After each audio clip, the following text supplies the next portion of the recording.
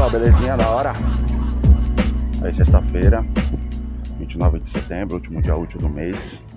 Eu queria tocar um ponto interessante porque eu acompanho algumas discussões aí no mundo digital essa semana aqui na cidade de São Carlos. Eu acho que são alguns pontos que a partir daqui da cidade a gente conseguiria pensar legal para questões de interesse nacional, inclusive, mas eu queria falar especificamente da cidade, porque, enfim, dizer Frei Beto, né, a cabeça pensa onde o pé pisa, e acho que a gente pensando onde a gente está, a gente consegue pensar em outros lugares também. Por conta dessa onda de calor que afetou essa transição, né, fim de inverno, começo da primavera, obviamente, o consumo de água da população aumentou, né, porque é uma demanda natural do corpo humano, se refrescar, se hidratar, etc.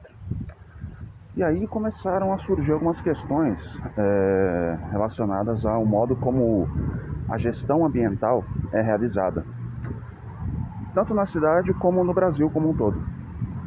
E isso passa, obviamente, pela indisponibilidade de acesso à água pelos bairros mais pobres da cidade.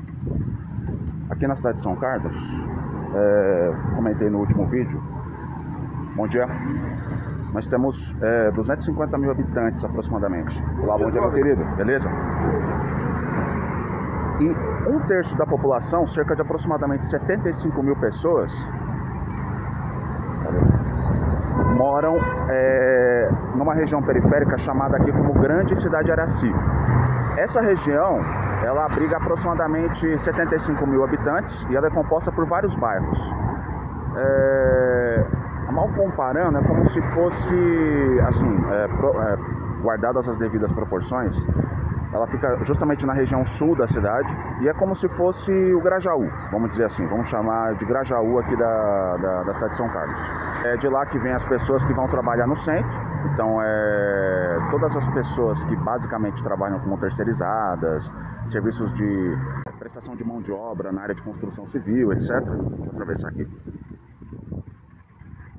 De todas essas pessoas, muitas delas vêm de lá. E aí a gente começa a observar uma coisa que é interessante. Indisponibilidade de água para a região do Cidade Araci, ela está muito ligada ao fato de lá existir uma população muito grande e não haver a existência de grandes empresas e grandes agentes econômicos instalados naquela região. Porque o traço que a gente pode observar é o seguinte: nos bairros onde há grande concentração de empresas, seja do ramo do varejo, supermercados, imobiliárias, obras de construção civil, que mais que a gente pode citar como exemplo? Hospitais particulares, postos de gasolina, cidadãos abastados de uma maneira geral, sejam vinculados às universidades ou a outras redes econômicas, é muito difícil que falte água. Entretanto, na cidade de Araci,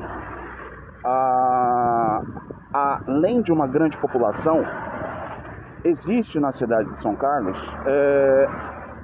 uma imagem muito deturpada de que ali é um polo de concentração de desigualdade social, pobreza, etc., e de violência. E aí, para o poder público, cria-se uma narrativa muito tranquila e fácil de ser transmitida para o restante da sociedade, de que a falta de água na grande cidade de Araci se deve à grande concentração populacional e a um consumo exagerado de água. Só que fica complicado de a gente aceitar esse tipo de argumento, tendo em vista que a cidade de Araci é basicamente quem fornece a grande massa de mão de obra que vem trabalhar no centro da cidade. Na Universidade de São Paulo, por exemplo, muitas das colegas ou dos colegas que trabalham aqui na área da limpeza moram na cidade de Araci. E aqui é interessante colocar essa questão, porque isso me chama a atenção no seguinte aspecto. A falta de água é uma coisa que é um traço muito comum nas periferias das cidades do estado de São Paulo, do Brasil como um todo. Mas aí eu estava pensando nisso antes de gravar o vídeo. Você se coloca no lugar de uma pessoa que chega em casa depois de um dia de trabalho, em que ela tem que se deslocar, pagar uma tarifa de transporte que em São Carlos também é bem cara. Ela tem de realizar o trabalho dela durante toda a jornada num lugar em que não falta água, termina a jornada, volta para casa novamente no ônibus, um grande percurso, via de regra um ônibus lotado, paga novamente uma tarifa cara, chega em casa, depois de cumprir o seu papel social de maneira exemplar, trabalhou, pegou o transporte, pagou por tudo isso, chega em casa e não tem água. Como é que fica a mente de uma pessoa frente ao poder público em relação a esse tipo de direito? Direito básico, de acesso a recurso hídrico, que é também uma questão socioeconômica, mas é também de gestão ambiental.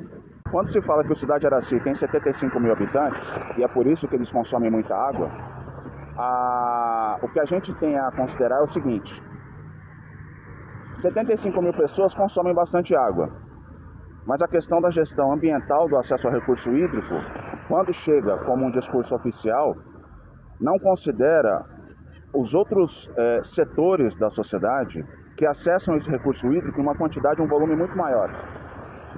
Porque quem de fato consome muita água, sim, a maior parte dos recursos hídricos é o setor agrícola. E a cidade de São Carlos, além de um polo de produção tecnológica, é um grande produtor agrícola.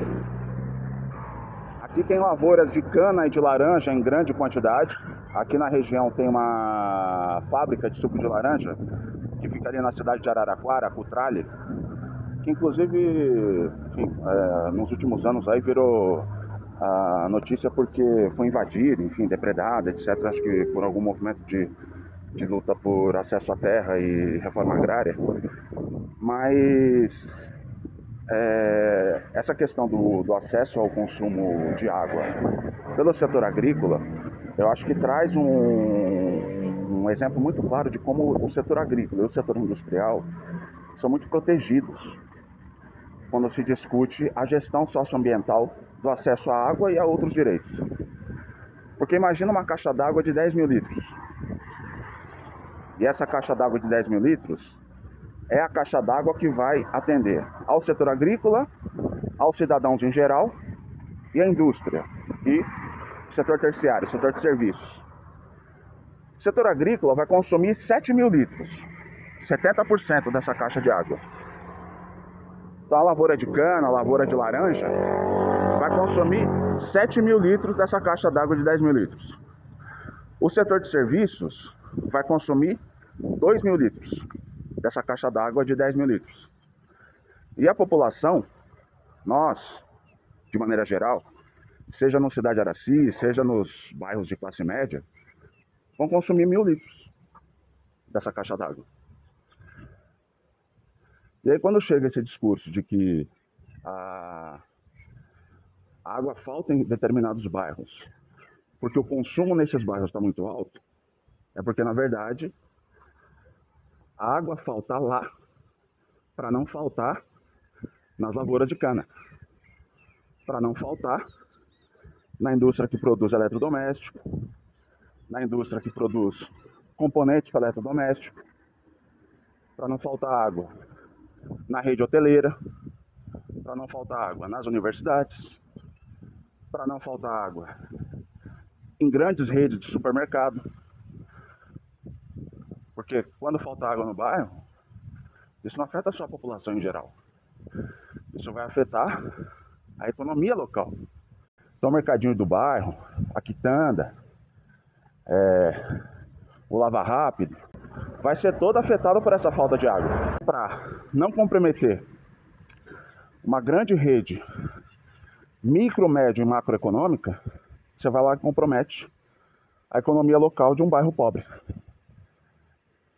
Para que dessa caixa de 10 mil litros de água, o agro consiga continue a usar 7 mil litros, 70% de toda a água, a indústria, 20% de toda a água, e a população mais abastada, de classe média, medíocre, consiga utilizar 1.000 litros, 10% de toda essa água, você vai lá e compromete os mais pobres.